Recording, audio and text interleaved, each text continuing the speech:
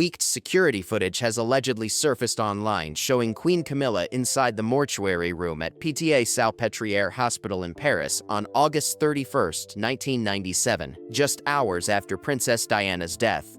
The grainy 23-second clip, reportedly recovered from archived hospital surveillance tapes during a recent renovation, shows a blonde woman in dark clothing moving around what appears to be a hospital gurney covered with white sheets. Royal conspiracy theorists claim facial recognition software and body language analysis suggests the woman is Camilla Parker Bowles, who allegedly gained unauthorized access to Diana's body through connections with British embassy staff in Paris. The footage has ignited fresh debates about Camilla's role in Diana's death and whether she manipulated the scene before official post-mortem examinations could be conducted, with some suggesting she may have been searching for or removing personal items that could have exposed royal secrets. The relationship between Camilla and Princess Diana's death has long been a source of speculation within royal circles and among conspiracy theorists. According to royal insiders who spoke to various media outlets over the years, Camilla had extensive access to private royal archives following Diana's death in 1997. These sources claim she consulted with royal friends, historians before making specific disclosures about Diana's secrets, which reportedly caused major shockwaves within palace walls. The timing of these alleged consultations raised eyebrows among Diana's supporters and family friends. Camilla's actions in the aftermath of Diana's death are seen by many as part of a broader pattern of manipulation tied to controlling how the princess's legacy would be remembered by the public. Royal watchers noted that Camilla appeared to have a vested interest in rewriting royal history to favor her own position as Charles's longtime companion and eventual wife. This narrative gained traction when palace staff members anonymously reported that Camilla had requested access to certain documents and correspondence relating to Diana within weeks of the fatal crash. Parker Bowles controversy. Princess Diana death, royal family. The implications were clear to many observers. Camilla wanted to control the narrative around Diana's life and ensure that certain details remained buried or were spun in ways that wouldn't damage her relationship with Prince Charles. The manipulation extended beyond simple document review. According to these accounts, Camilla allegedly worked with sympathetic members of the royal household to shape media coverage and public perception of Diana in the months following her death. Friends of Diana spoke out about feeling pressured to remain silent about certain aspects of the princess's life, particularly regarding her troubled marriage and Charles's ongoing affair with Camilla throughout his marriage to Diana. Princess Diana had become increasingly problematic for the royal establishment in the years leading up to her death. Her willingness to speak openly about her struggles, combined with her immense popularity with the public, made her a genuine threat to the carefully controlled image the monarchy had cultivated for decades. Diana wasn't just popular, she was dangerously independent, and that independence scared people at the highest levels of the royal family. The princess had given multiple interviews that exposed the dysfunction within the royal marriage and the coldness of palace life. Her famous 1995 Panorama interview with Martin Bashir, where she discussed Charles's affair with Camilla and uttered the memorable line about there being, three of us in this marriage, sent shockwaves through the establishment. But that was just the beginning of what Diana had planned to reveal. Royal historians and investigative journalists have argued that Diana was preparing even more explosive disclosures at the time of her death. She had been working with various authors on projects that would have detailed her experiences within the royal family in unprecedented detail. These books and interviews would have exposed not just personal betrayals, but potentially damaged the monarchy's public standing in ways that might have been irreparable. Diana's activism and humanitarian work also threatened the traditional royal approach to public engagement. While other royals maintained careful distance and formal protocols, Diana was hands-on, emotional, and genuine in her interactions with people. This authentic approach made the rest of the royal family look stiff and out of touch by comparison. Her work with AIDS patients, landmine victims, and homeless people showed a level of compassion that the traditional monarchy had never demonstrated, and it was changing public expectations about what royals should actually do. The threat Diana posed wasn't just about embarrassing revelations or making other royals look bad through comparison. She represented a fundamental challenge to how the monarchy operated. Diana had built her own power base, separate from the fold. Royal family, with direct connections to media, celebrities, and humanitarian organizations worldwide. She didn't need the royal family's approval or support to maintain her influence, which meant she could speak freely without fear of being cut off or marginalized. Some royal insiders have suggested that Diana's independence and her willingness to challenge royal protocols made her approval. Living nightmare. For the institution, the palace had no effective way to control her, and her popularity meant they couldn't simply dismiss or ignore her either. Every time Diana spoke publicly or appeared at an event, she reminded the world that the royal family had failed her, and by extension, raised questions about what other failures they might be covering up. Princess Diana's secret audio recordings remain some of the most damning evidence of the dysfunction within the royal marriage and the deception practiced by Charles and Camilla. These tapes, recorded as part of Diana's collaboration with biographer Andrew Morton, revealed intimate details about the princess's experiences that contradicted the public image the palace tried to maintain. In one particularly revealing recording, Diana described what she called a very happy threesome situation involving herself, Charles, and Camilla. The incident occurred at a party hosted by Camilla's sister, where Diana noticed both Charles and Camilla had disappeared from the gathering upstairs. When Diana went looking for her husband, she found him engaged in what she described as a cozy, intimate conversation with Camilla and another man in a downstairs room. Diana confronted Camilla privately at this party, asking to speak with her alone. In the recording, Diana described how Camilla tried to deflect her concerns by suggesting Diana had everything she could want: 2 beautiful children, wealth, and the admiration of men worldwide. Diana's response was simple and devastating: "I want my husband." The recordings also captured Camilla's pattern of feigning illness to create opportunities to leave rooms or situations when Diana would confront the reality of the affair. This manipulation tactic showed the calculated nature of how Charles and Camilla maintained their relationship throughout his marriage to Diana. It wasn't just an affair, it was an ongoing deception involving elaborate lies and coordinated efforts to deceive the Princess of Wales. Diana's tapes revealed that Charles would see Camilla once every 3 weeks, even before his marriage to Diana, a pattern he maintained throughout their relationship. The princess described feeling like an outsider in her own marriage, with Charles's devotion to Camilla never wavering despite his vows to Diana. She recounted hearing Charles tell Camilla on a phone call that, "Whatever happens, I will always love you." Even in the early days of his marriage to Diana, these recordings weren't meant for public consumption originally. Diana made them as part of her effort to tell her side of the story through Morton's biography. She wanted the world to understand what she had endured and how she had been deceived by both Charles and Camilla from the beginning of her relationship with the future king. The tapes showed a woman trying to make sense of a situation where she was constantly gaslighted and made to feel crazy for suspecting what was obviously true. The existence of these tapes and their subsequent broadcast caused massive problems for Charles and Camilla's public image. They couldn't deny the affair anymore, and the intimate details Diana shared made it impossible for the public to see their relationship as anything other than a cruel betrayal of a young woman who had entered the royal family with good faith and genuine love for her husband.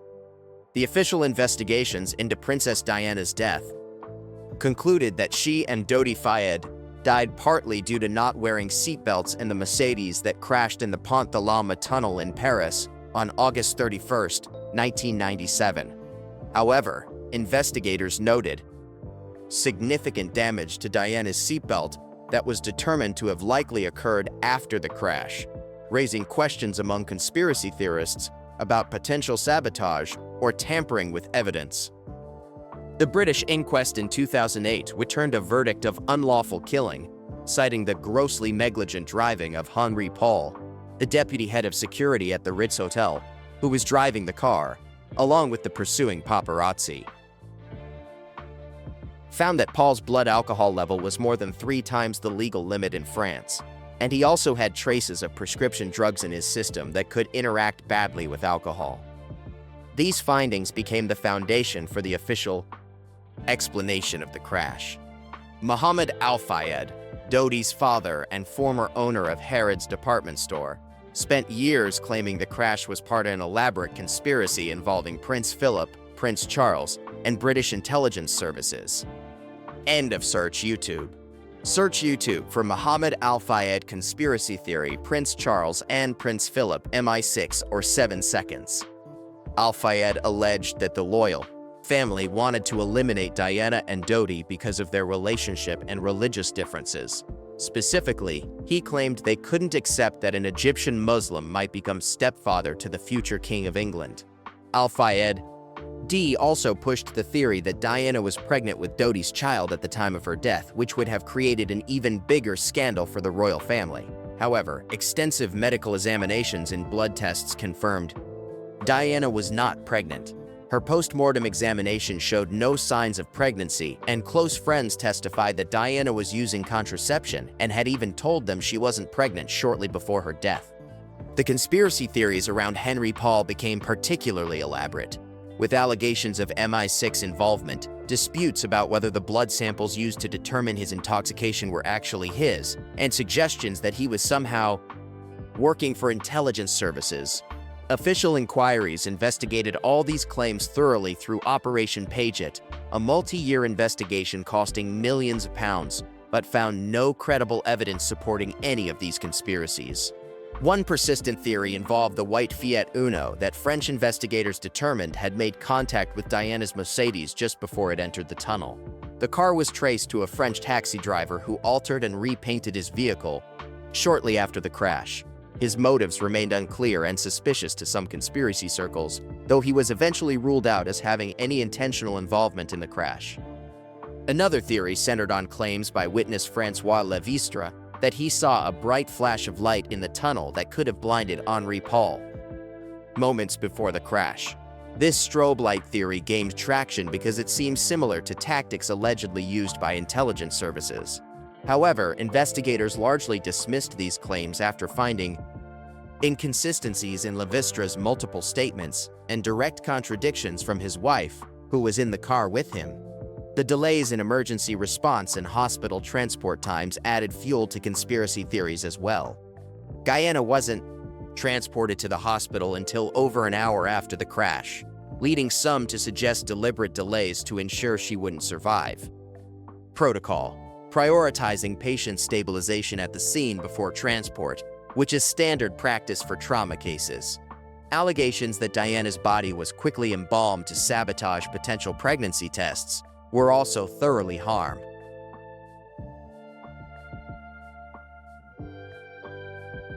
Investigated and refuted. Medical experts explained that embalming has no relevance to determining pregnancy status. Physical evidence in the womb and ovaries would still be present and detectable regardless of embalming. The embalming occurred because Diana's body had been stored in a hot room without adequate cooling, and her family was scheduled to view the body before returning it to the UK. A handwritten letter by Princess Diana, discovered inside a forgotten desk drawer years after her death, revealed disturbing instructions and concerns she had kept hidden from royal princess, staff, and attorneys. The document warned about royal cover-ups and suggested Diana believed the royal family operated with impunity, able to suppress truth and manipulate situations without consequences. This secret will added another layer of complexity to understanding Diana's state of mind in her final years. Diana's growing fears and distrust of the royal system were well documented by friends and confidants who observed her behavior in the years leading up to her death. She became increasingly convinced that she was being watched and monitored, and she took active steps to protect certain secrets from both the media and her own family. Diana would often meet friends in unexpected locations and warned them about discussing sensitive topics over the phone. The princess told multiple people that she feared for her safety, though the specifics of these fears varied depending on who she was talking to. Some friends recall her expressing concern about car accidents specifically, suggesting she had some premonition about how she might be harmed. A letter she gave to her butler, Paul Burrell, for safekeeping allegedly stated that someone was planning an accident involving her car to allow Charles to remarry. These paranoid concerns might seem more credible when considered alongside Diana's actual experiences with royal machinery. She had been subjected to extensive surveillance during her marriage as the palace tried to gather evidence for potential divorce proceedings. Her phone calls were monitored and her movements tracked. The question wasn't whether she was being watched, it was whether that surveillance extended to planning actual harm. Diana's relationship with the media became more complicated in her final years as she learned to use press attention as protection. She cultivated relationships with certain journalists who she felt she could trust to tell her story accurately. She understood that staying in the public eye meant any attempt to harm her would face intense scrutiny, which gave her some measure of security against more extreme actions by those who wanted her silenced. The tension between Diana's public popularity and her private vulnerability created a strange dynamic. She was simultaneously one of the most protected and most exposed people in the world. She had security details and public adoration, but she also had powerful enemies within the very institution that was supposed to protect her. Friends noted that Diana seemed to understand this paradox and was actively working to build external support networks that didn't depend on royal approval or protection. Some observers have suggested that Diana's fears were deliberately cultivated to make her seem unstable or paranoid, which would undermine the credibility of any revelations she might make. If she could be painted as mentally unwell or prone to dramatic exaggeration, and her claims about royal misconduct would be easier to dismiss. Whether this was an intentional strategy or just a byproduct of her genuine psychological struggles remains debated. Rumors and leaks have exposed what many believe was Camilla's ongoing manipulation and tearful persuasion tactics used on King Charles to suppress Diana's legacy and control the narrative around the royal marriage breakdown. Sources close to the royal family described instances where Camilla would become emotional when discussing Diana, using her own victimhood to convince Charles that they needed to actively work against Diana's growing public influence. The manipulation allegedly took multiple forms, from encouraging Charles to limit Diana's access to their children to suggesting ways to undermine her credibility with the public. Camilla reportedly convinced Charles that Diana was unstable and dangerous, using Diana's struggles with bulimia and depression as evidence that she couldn't be trusted with sensitive slaves. Family matters. This framing allowed Charles and Camilla to position themselves as the reasonable parties while painting Diana as erratic. Diana's direct confrontations with Camilla over the affair with Charles were documented extensively by Diana's biographer Andrew Morton, exposing the emotional and tense moments between the two women. These confrontations showed Diana as someone fighting for her marriage against overwhelming odds, while Camilla maintained her position as Charles's true love interest regardless of his marital status. The most famous confrontation occurred at the party Diana described in her audio recordings, but there were others. Diana would sometimes call Camilla directly to discuss the affair, trying to appeal to her as one woman to another. These calls were "as you want" or "as you were deceased." Rarely went well, with Camilla deflecting or making excuses, while never actually ending her relationship with Charles. The pattern suggested Camilla had no intention of stepping aside, and was willing to wait out Diana's marriage for as long as necessary. Royal descendants and public supporters of Diana have expressed ongoing backlash against what they see as Camilla's complete lack of remorse for her role in destroying Diana's marriage. Even now, decades after Diana's death, many people cannot forgive Camilla for the pain she caused, and her elevation to queen consort was met with significant public criticism from those who remain loyal to Diana's memory. The conspiracy theories around Camilla's involvement in Diana's death persist, partly because of this history of manipulation and deception. If Camilla was willing to deceive Diana throughout her marriage, and if she actively worked to control Diana's narrative after her death, then it's not a huge leap for conspiracy theorists to suggest she might have been involved in more direct action against the princess. While there's no credible evidence supporting these theories, the pattern of behavior makes them psychologically plausible to Diana's supporters. Diana's audio recordings and secret tapes are often referenced by conspiracy theorists as proof of the broader pattern of deception within the royal family. These recordings show that Diana wasn't paranoid or exaggerating. She was accurately describing a situation where her husband and his mistress were gaslighting her and lying to her face repeatedly. If they were willing to lie about something so fundamental, what else might they be capable of?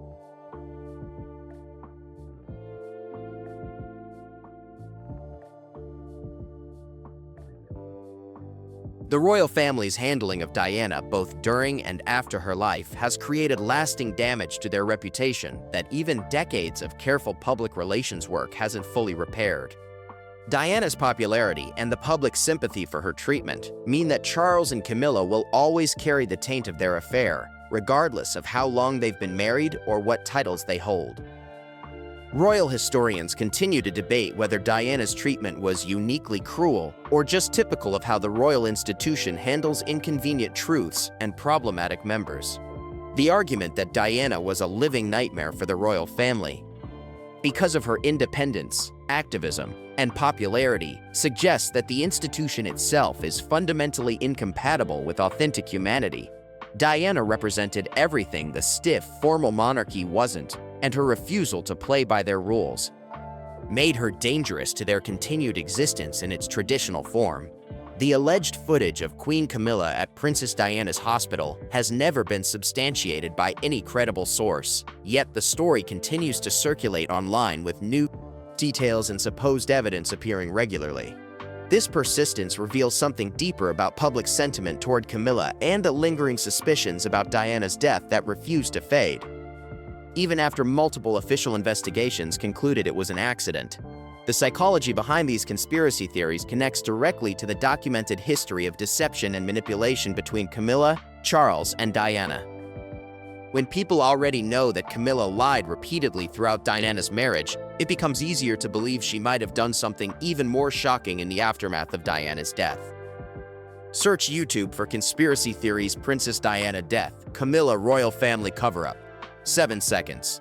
The leap from proven deception to imagined criminal involvement isn't as far as it might seem when the foundation of trust has been completely destroyed.